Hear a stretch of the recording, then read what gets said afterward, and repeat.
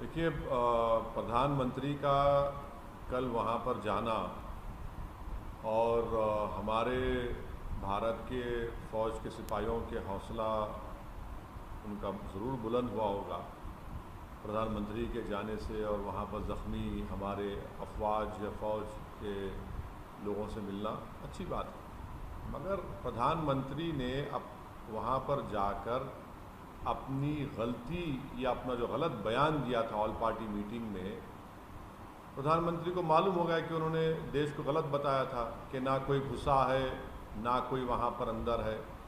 अगर ना कोई घुसा है, ना कोई घुसा हुआ है, ना किसी हमारे पोस्ट पर कब्ज़ा हुआ है, तो फिर हमारे देश के प्रधानमंत्री को कल क्यों जाना पड़ा वहाँ पर?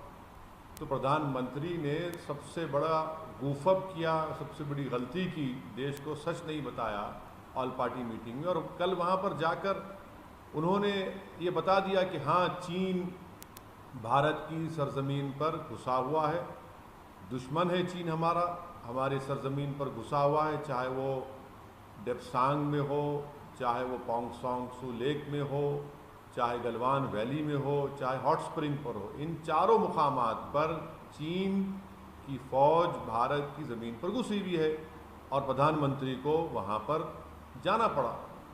दूसरी बात यह है कि प्रधानमंत्री ने अपनी स्पीच में एक बात कही कि हम वो लोग हैं, उन्होंने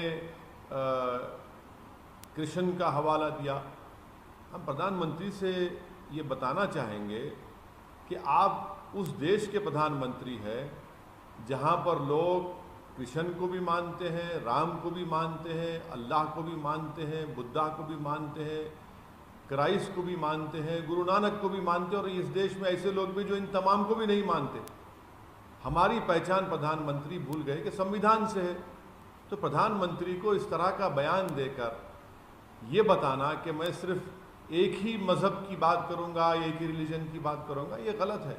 और ख़ास तौर से ऐसे मुकाम पर जाकर प्रधानमंत्री को कम से कम इस बात का लिहाज रखना चाहिए था, क्योंकि ये जो भारत की खूबसूरती है ये ना चीन में है, ना किसी दुनिया के किसी देश में है, और ये सब चीज़ सबको जलती है कि भारत में इस तरह की खूबसूरती है। तो मुझे प्रधानमंत्री के अपने भाषण के उस जुमले पर मुझे सख्त एतराज़ है।